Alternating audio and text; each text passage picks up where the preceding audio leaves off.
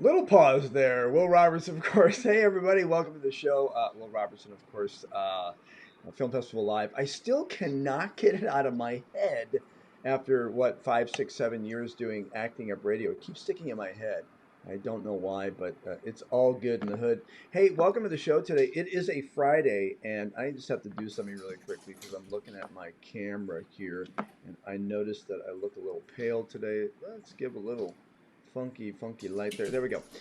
Anyway, so today is a Friday, and you know what? I got to be honest with you. It's a little disappointing to me because I love to work. I love what I do for work, and as a professional actor and doing this stuff here, I'm moving my other microphone down here because I realized that my live mic is a little far away from me. There we go. I'm just getting it set up because you know I can. It's my show. Do whatever I want. Anyway, today we have a really cool guest. I think you're going to like him. I met him on Instagram. I saw his stuff, and I'm like, dude, that's cool. So when I think something is cool, I bring it on the show and talk about it. Again, it really has to have some sort of focus on filmfestivallive.com or in any way, shape, or form the industry. And this man does in spades. He really has quite a lot of stuff. But before we get into his stuff, his name is Victor. Let's talk a little bit about the day, the week. I had a meeting yesterday with my an agent I have. Like I told you, I have 7 agents around the United States, and I also have one in Mumbai and one in Brazil. And I was talking to my agent because she had a big Utah. I have an agent in Utah because there's a lot of stuff that shoots in Utah, and she had a big Zoom. And this is, again, a pet peeve of mine with actors and people in the industry is that, look, we had all through COVID to get this right. But do you see my studio? You see everything looking beautiful? That's because during COVID, I, of course, took some of my experience already had as a talk show host slash producer and technical guy, all my little technical gadgets and so on that I have.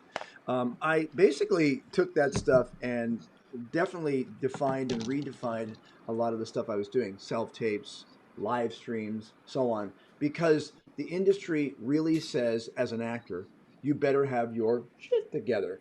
And I was on this Zoom with about 25 people, and I gotta be honest with you, oh my God, most of the people's stuff looked really, really bad.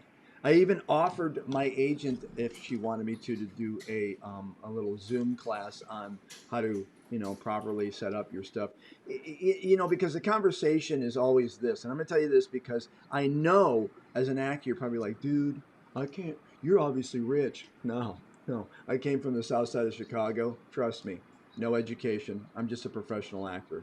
Bottom line, but I did something that I believe every actor should do. It's called self-evaluation all the time, being critical but not too critical, and being able to learn the technology. See this? This is my little camera thing shooting. This is the new, it's awesome. It does all this fun stuff. I can put my lenses on, the new cinema lenses that they have, also with the new 13 Plus Pro Max that iPhone has come out with. I'm excited because I'm shooting with a 4K Canon. I've got a lot of this stuff, but this is a run and gun thing. It's also a thing that you can do that's relatively inexpensive. You can find all this equipment. You can contact us on the show. You can find all this equipment for roughly about $200 or $300 total, and you're going to look like a rock star when you're doing your stuff. Because if you don't, you're just going to look like you're shooting shit in your bathroom. And I'm just telling you, you got to imagine as a performer, actor, industry person, if you look bad and you're sending a self-tape and you sound bad, you're done out of the gate. There it is. I'll talk about that later on at the end of the show where you can get a hold of all this stuff. It's kind of fun. I don't make any money. I'm just being a nice guy. There it is. All right, so our guest for today, I'm very excited to say, now I have to make sure I say it right, Victor Migalchan. And he is really cool. I want to show you something, a program that he's doing. He has a company, a production company. I'll get more into that as we start doing this, but I want you to take a look at this. This is something that he has done recently. My name is Ricardo de la Rosa. I'm gonna give you 1 second. I'm Alex, and I go by Alex, and you're my host family. Alex, what? You know, you weren't what we were expecting. You're some kind of a ninja. Are you gonna train with me? Let me go do something for you. Who sent you? No. We're not. We're not married. Jiu-jitsu. What's all this? I got you some flowers. If you don't have a dream, Whoa. Hey, can you believe this? I got my own dressing room. you shouldn't even be here. Goodbye, Raquel. An acting class. You gotta go. Start again. No one man! Oh, hey, Miguel. Hey, How would you share the profit? 70-30. Every single time I'm trying to play. and make it rock, yeah. Love that. That's kind of like watching, kind of like watching Cobra Kai, but with a comedic sort of twist on it. Welcome to the show, Victor. Thank you for having me. Well, I have to tell you, based upon what I just saw on screen, I'm very excited to have you. But also, you're much calmer than you are on screen, which means you're a really good actor. Because when you watch that, you go, "Wow, this guy's pretty damn funny." And now you're definitely a more methodical, calm guy, which I love. But I'm here to really bring out all the fun stuff that you are doing. First of all, you're in Vegas. And I guess one of the questions I ask you, do you do a lot of traveling back and forth from LA, or are you doing a lot of your stuff in Vegas? Actually, we have our offices right now in Las Vegas and in the Bay Area. So yeah, we do travel a lot. Right, Vegas. So you say Bay Area, like San Francisco? Yeah, Silicon Valley. Yeah, okay. Because I was there for 20 years. I spent 20 something years in up and doing a show in Geary, and I love San Francisco. And I bet it's changed a lot. I haven't been there in a while, but so let's talk about the roots in this. How did you? I guess the normal question is, how did you get started doing this? Did you always say, "Look, I'm going to be an actor"? How did it start? So yeah, I wasn't really looking to be an actor. I was in the show just because I wanted to bring the character, and I didn't think that there was anybody who could do it better. I'm mostly I'm an entrepreneur, right? I work a lot with business and with mathematics, and I had this story in my head which I started writing when I was back in China, and I wanted to show authentic cultures, authentic people, and to break stereotypical thoughts of Hollywood on different ethnic groups of different cultures, and that's what we did. We have our unique line of connecting Chinese culture and Latino culture. Nobody did it before, and I think, if I might be wrong, but we are probably the most diverse cast in Hollywood right now.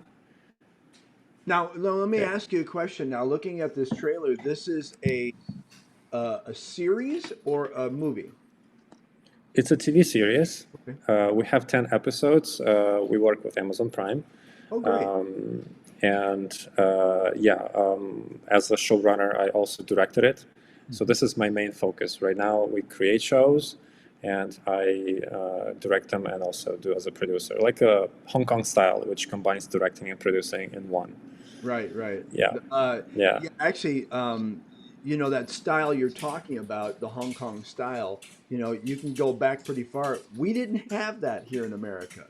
We weren't doing that style. And it's interesting because I talk to actors all the time that say, hey, I started in like 81 or 82. And I say this all the time, back then, you could never say, well, I'm an actor, director, writer. They'd go, you need to make a decision. Well, nowadays, the Hong Kong style is that if you don't say that you have multiple disciplines and different things that you do, then people are like, okay, well, you're just an actor. So definitely to your benefit. And the fact that you produced something, by the way, it looks awesome. I know you must have shot it on something really awesome, like a red or something, because it's just the clarity and the cinematography is really quite good. It's very seamless in watching the 1 minute trailer. So right off the bat, I'll say, because we do this show on Amazon, you can get this on Amazon? Yes, of course. Yeah.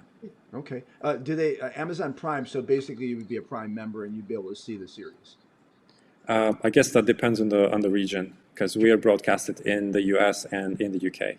Okay, and what about China? Because you know what? I did a film called iBot a couple of Mhm. years ago, and it did real well in China, but apparently the crossover because the what was it called?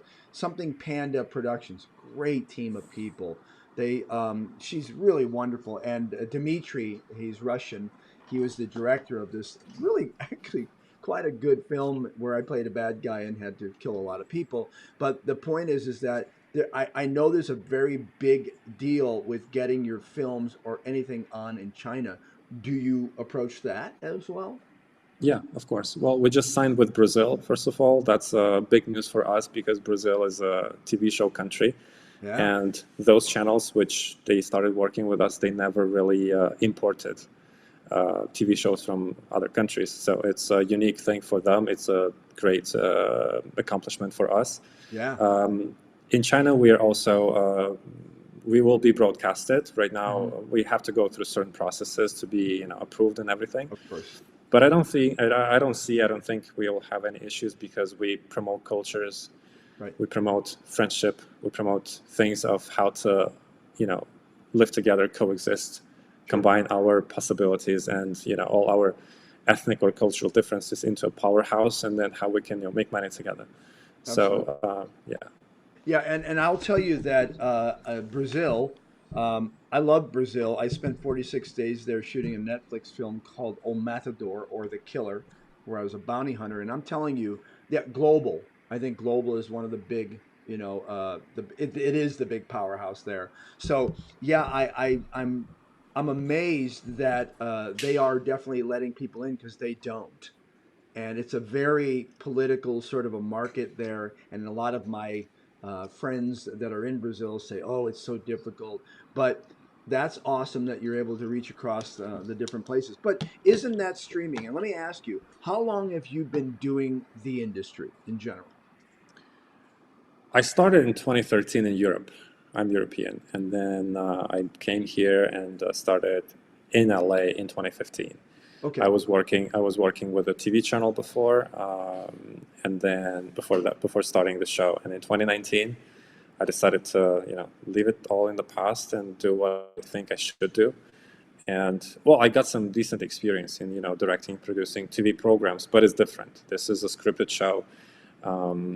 This is my I would say another like a milestone in before I'm getting into feature films. Hmm. So since 2019, I was working on this show, My American Family. We also shot another show called Dragon Chef. It's a cooking show. We have Yeah. 15 episodes in season one. Yeah. We shot a pilot of a new show, Modern Kung Fu, and we are developing animation series for kids. Right, but okay, I want to talk about that. Do not forget the kids one because it has a great message, a great line through it. I want to talk about that. But the reason why I asked you how long you've been doing this is because you've been doing it long enough to be able to answer this question. How has things have things changed? I mean, there's streaming now. There's so many more opportunities than there was when you started. Is that a bad or a good thing? Have you seen good success in the fact that now, instead of being networks, now you have these streaming networks, and there are a lot of them. What's your experience since you started, I guess? Well, I always planned to get big, and I never wanted to begin from the zero entry level. A good example could be Arnold Schwarzenegger when he ran for the governor. He didn't go up the ladder; he just ran for the governor. That's my style, and if you get a chance to read an article on Hollywood Times, that was a funny one. I loved it. I think that was the best article when they were like, how did this guy with this team made a show without backing up, without studio, and they have it on Amazon Prime, and with Danny Trejo, with Michelle Watterson, and Yeah. it's like, yeah, we can do it. I think that the key is in how you see, if you have a cup, right, a cup of tea, it's half. Do you see it half empty or half full? That's right. So the more difficult things get, I think the more opportunities an entrepreneur can get, and that's how we think. Brazil might have some restrictions. It's good. It's good for entrepreneurs. We have some bilateral, pretty unique relations with China. for entrepreneurs, it's a lot of opportunities. So this is how I see it. This is how my team sees the whole thing. Well, I have to tell you that this is one of the biggest reasons why I put together this show is because I believe in like-minded people. And you know what? I talk a little bit about how I started in South Side of Chicago, and really my parents were whatever, white trash. And the fact of the matter is that many people. I watched my brothers sort of decline and whatever happened to them. But the point is that in this industry, especially, it's really easy for people to get sucked into the vortex, and people go, you're not good enough, you're not pretty enough, you're not this enough, you're not that enough. But what I think, and I think you'll probably agree with this, is that what's happened in our modern times of our industry is that we have control over doing whatever we want. And if we say, hey, look, I'd be great as the next Bond, then you can create and do your own thing. And it's the entrepreneurial way that you're thinking, that I think, that says that, I'm sorry, you're going to start your day off with these roadblocks? Not me. I'm going right here. And I agree with you in the sense that about, don't start at a point A and then eventually get around to point Z. You really need to jump in. But I have to say that your martial arts, the way you're thinking, I mean, martial arts in general, or the stuff that I'm doing with weapon stuff, it takes a discipline that you really can't have second thoughts. Like if you're jumping from one part of the cliff to another, you can't in the middle go, I don't know if I can do this. So I do appreciate your philosophy and the way you approach things because I think you'll agree. You're not going to get shit if you don't go out there and put it in front of people and as I say, appear larger than you are in the rearview mirror. You just gotta, get it, win it, get it to win it, whatever, and you got to go after it. So I appreciate that. So now I want to dovetail into the fact that you've taken a passion of yours, and let's get into the kids thing. Tell me a little bit about the animation. So yeah, if we see right now, kids are all into phones, iPads, and they're watching some sort of animation series, cartoons, and mainly on YouTube because it's free. Yeah. And I had a look on what is that, and to me, it doesn't make sense, and I think it influences on their brains not the best way. So what was my thought is my thought is to create an animation series which actually has educational point. They will be learning about the animal world each episode, and I am also thinking of adding some historical legends, some biblical legends, but with no religious theme. We're not trying to be religious at all. We respect everyone, every religion, History. and each culture, they have these legends which we should learn, and the more we learn, the less history will repeat. Yes. So that's the whole point, to create something quality and valuable to the children. Okay, so I have to tell you, I have a 7 and a 10-year-old, and my wife is amazing. She works at a college, and she's big deal and whatever. But we constantly are watching. We Sunday is Animal Channel Day, so we have to watch. We start off watching those. We watch the dude. I forgot his name. That you can decide his path, and he climbs up stuff. Kind of reminds me of old Fox Kids days. But and then also we watched that one series. I think it's the cartoon kind of one. It's very funny where they talk about history because then that's another day. But all of the elements that you're talking about are what we tell our kids. And I'm gonna be honest with you. My kids go into a group of other kids, and it looks silly because they're going, I don't know who Adolf Hitler was, or I don't know who Buddha was, and my kids know, like their minds have been developed by this type of program you're talking about. But with all due respect, my little boy Brant, 7, he is hooked on iPhonics. Damn straight. Like, and the interesting thing is, and I'm glad you're creating a program like this because when he gets done with his phone, we've noticed that he gets more agitated and irritated. And yeah, so we have to really monitor the times that they're on the phones or on their iPads playing Roblox or whatever it's called, or they're on their PS4 because it is a developmental time. And when I worked at Fox Kids, that wasn't allowed. Now all of a sudden, we're inundated with our kids going, getting this, and then they're done and they look like deer in the headlights. So I know you'll address that stuff, but let's really quickly break into that. Do you have a team of people that will be working on this with that sort of thought in mind, those other little behind the scenes things happening to kids? Yes, absolutely. That was actually another sub story of the TV show which we're working on, which is called Modern Kung Fu.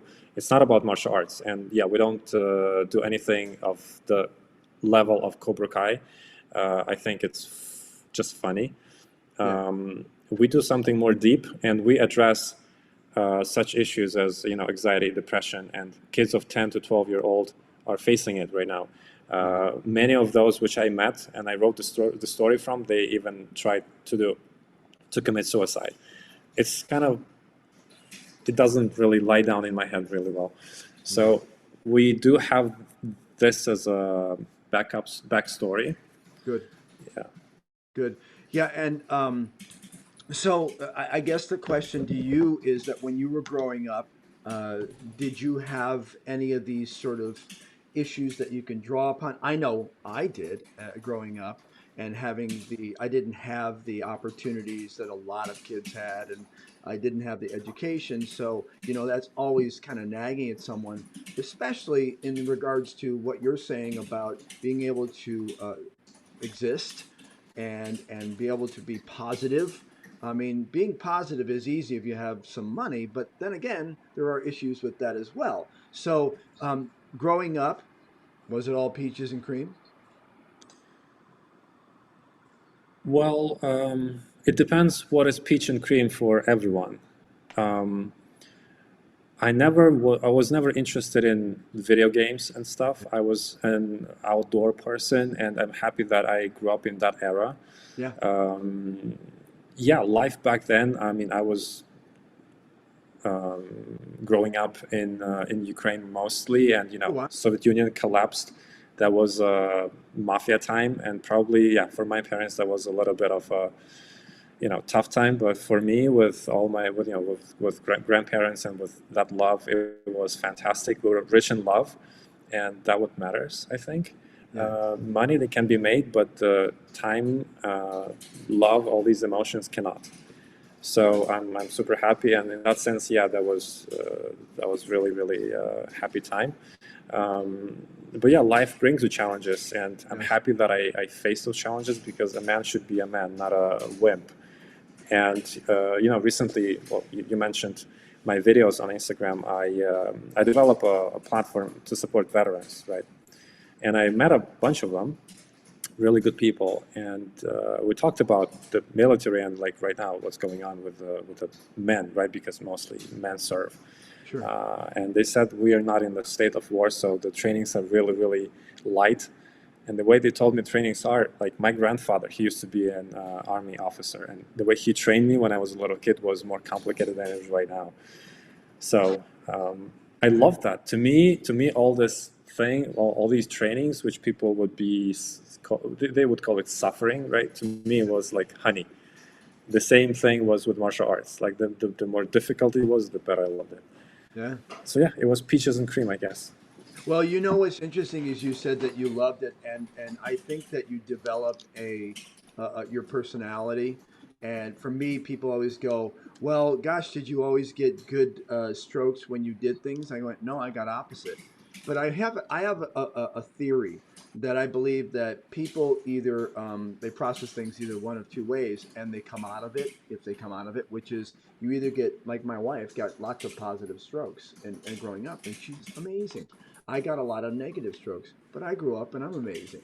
And the point is that you learn to be able to accept, especially in this industry, the rejection that you get, and to be able to take it and use it with power, and be able to take that power and then pinpoint what you actually want to achieve.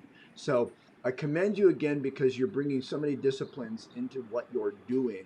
And again, that's in my opinion. I could give a rat's ass about the other entertainment parts. I think that's all wonderful. Not yours, I'm saying in general. But if you can find people that will help you move on aggressively in a nice way and be able to achieve things, I think you've done a little bit more than telling people what lens to use on the camera. That's just my theory. Exactly. Honestly, in my life I don't need anyone's push. I'm pushing myself pretty like enough. Um, the good thing which you just mentioned about the rejection, I don't think that people should even take those as rejections. Nope. It's That's, just, I think that if, let's say, an actor or an actress goes to this audition, the right mindset would be, they're not good for me. It's not, I'm not good for them. yeah. If it happens that they would say, we don't like see you as a part of this project, then I would say that the project is wrong for you. Right. And that's it. So I always advise when we have these workshops with actors, either in LA or here in Vegas. Just take it in a different way. It's business, right? Yeah. A lot of people take it personally. Right. It's just business. Right. And when you have a company, it doesn't really mean that it's wrong that you don't work with them.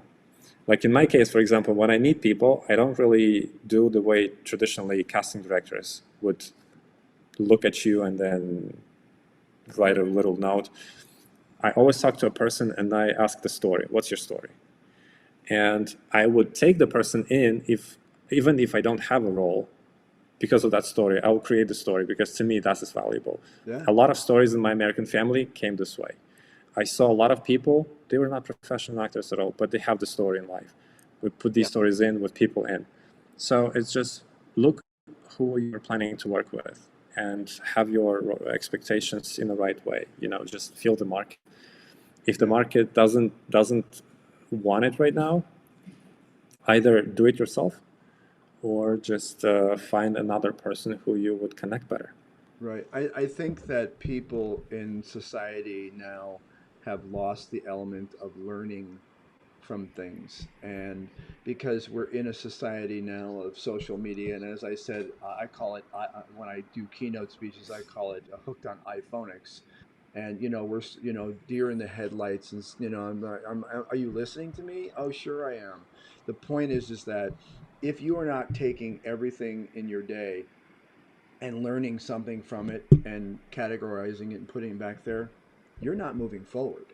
Because, Exactly. and you're not, in my opinion, you're not really helping society or yourself or your family or the people you're around, because you become a negative Nelly. And we all know those people. And quite honestly, when you're walking into a casting, uh, they want you. They don't want you to pretend you're Brando. They don't want you to pretend that you're Brad Pitt. They want you to be. That's why they pulled you in, because you gotta look like the character. And again, if you're not getting something from that and you're not getting cast, or your business endeavor is not working, bob and weave, because isn't that really what makes it exciting? Isn't that like point A to point B, where you're like a map and you're trying to figure it out? I mean, that's what people should be doing. So with that being said, Yeah, do you have a couple more minutes? I need to take a small break, and then when I come back, I want to ask you one last question. Do you mind? of course. Okay, great. Hang tight. Hey, you are watching right now, of course, Film Festival Live and filmfestivallive.com. And we're talking to Victor Mingalchan, and he is actor, director. He does everything. And I can't just say a couple of words, because, and now interviewing him even more now, it's pretty obvious that this man is a jack of all trades and a master of a few. So with that being said, hey, I'm going to do a quick commercial, and then I'm going to tell you actors a little bit about some stuff that I want to tell you. So here we go. It looks like this. This is what the commercial looks like.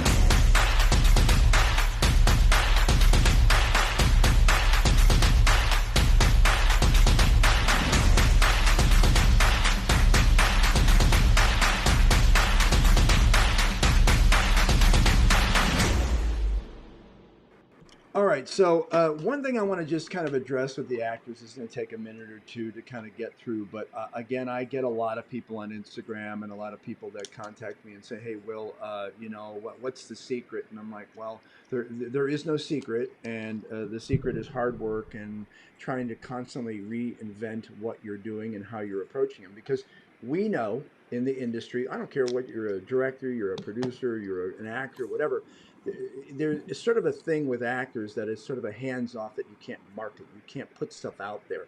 So I created something that an ad that I created, and I put it out there, and I kind of email, but I'm not pushy, and I put it on places where I buy ads that I know producers, directors, and everybody will check out.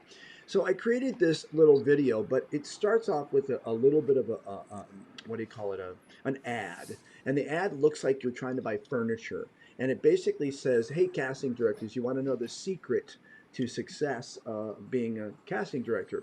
And when they click it, it does this. Hey, thanks for clicking the banner. Now, I know you're dying to know what it is that makes a successful casting office or director or production. And the answer is actors. See, you can have a great script, great casting director, a director, producer, but here's the problem. You always need good actors. To be or not to be. But let's face it, there's way too many of us. And we can't market to you, which is odd considering that they call it show business, and that means that there's business in the show. We can't call you. We can't send you an email. We just submit to the breakdowns like the other 4,800 that submitted to you on that casting call with no action-packed pitch letter, sales letter, and all we do is stand in line and remain quiet. Let's be honest. Lines are for Starbucks, not for careers. If I still have your attention, I want you to watch this next 46-second video. Now don't go away, because there's a quiz after this.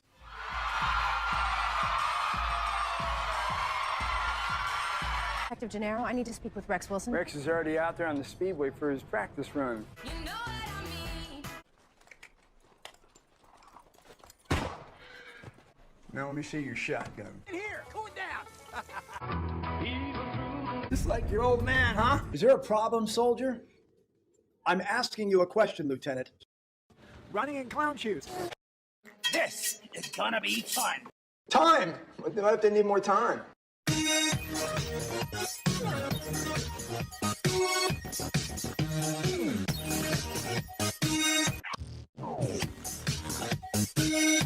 See? That wasn't so painful. And I even saw a couple of you laughing. So if you like what you saw, operators are standing by. Yeah, Will Roberts is great. For sure. Oh, you want to book him? That's my agent. And if you didn't like my approach, well, I'm Daniel Craig, and I hope you enjoyed this commercial. So the point is that, and really in talking to Victor, I kind of can really push this forward a lot more, because the philosophy of entrepreneurs is that, you're not fitting in the normal general mold. You may decide that you're going to sell a pet rock that actually talks. I don't know what. But the point is that you have to try to do things a little bit differently. Stop following the train and being in the end, and start putting yourself in the front and being the locomotive that does it. That's all I'm saying, okay? So that's it. I'm going to go back to our guest. Hang tight. If you have any questions, of course, you can get a hold of us. But back to the show. Victor, so I guess, first of all, one of the main reasons I was going to have you on the show is to talk about your book, but I'm going to have you on again, because unfortunately we didn't get a chance to talk about the book, because I think the rest of your stuff is so riveting that we went into that. I hope you don't mind. So I don't mind. We can do it as many times as you need. Good. So the last thing I want to ask you is, I kind of always ask a guest this. I call this the best 4-letter word in the English language, which is free. A little free advice, because again, we can talk about what you do and what your projects are, and they're awesome. Amazon Prime, check it out. Well, by the way, you'll see a story on the site afterwards, filmfestivallive.com, with this show, and of course, you'll see the information about how to get a hold of Victor and the stuff that he does, and the book, and all that other stuff. But the last thing I want to ask you is a little free advice that you can give our audience, a philosophy, a thought. Now, this doesn't have to be about the industry. It can be about how you like making donuts. It can be about, how you can ride a bike backwards. I don't really care. But the moment is yours, and if you don't mind, give us a little pearls of wisdom. I would still stick to the industry, and next time we talk about the book, we can elaborate a little bit more. But I like the video which you just made. There is no need to stay in lines, and there is no need, actually, I think, to use these breakdowns anymore. I think the traditional ways, as well as unions, should go and be the past. There are ways of, getting in touch with people like myself or other directors or producers, and share your story. then the second thing would be you have to become valuable on the market. You have to be hot on the market. You have to get your own est. You be best or worst or whatever, but you have to be outstanding. And right now, many things are games of numbers. You have to bring value to the table, not just acting skill, not just filmmaking skill, but some kind of value. Then people would team up with you and build your own teams. That's the most important. Yeah, and you're absolutely right, because the fact of the matter is that I think that's a good thing for life in general, is decide and figure out your value, because people want to be around winners, and I say one of the most important things about this industry, if you want to succeed, is confidence. And if you don't have the confidence, then why would we have it in you? And by the way, their confidence represents money on the table. And so, with that being said, Victor, I really appreciate you coming on the show, brother. It was a fun time, and I want to get back on and talk about the book you wrote, which is a showrunner book, which, by the way, is probably one of the biggest mysteries in this industry. I remember one time seeing something about a movie about a showrunners and couldn't get the people on the air. It was a big secret. They didn't want to talk about it. I'm like, but you have a book. But I'm dying to get you back on to talk about that book. But other than that, you certainly follow Victor on his Instagram, which you can see over his head right now. And if you have any questions, by the way, let him know that you saw him on this show. And we appreciate it. So thank you, brother. I appreciate your time. Get out there, continue to be successful, and we'll talk again. Thank you so much. Thank you for having me. Hang on the line for a second. I want to finish up. Here we go. All right, everybody. Thanks for coming to the show and checking it out. Again, you can see it on filmfestivallive.com and on our YouTube channel, on our Facebook Live, which we have 17,000 followers on the Facebook, and whatever it happens to be. So any questions, my pearls of wisdom for you today is Friday is that it is the end of the day, but don't think like it's the end of what you should be doing for this week. Keep your mind going, make some notes, do some things, achieve some stuff, get out there and do it, because if you don't, I promise you no one else will, unless you get a really big budget. So I'll see you next time. Be safe, be well. Thanks a lot.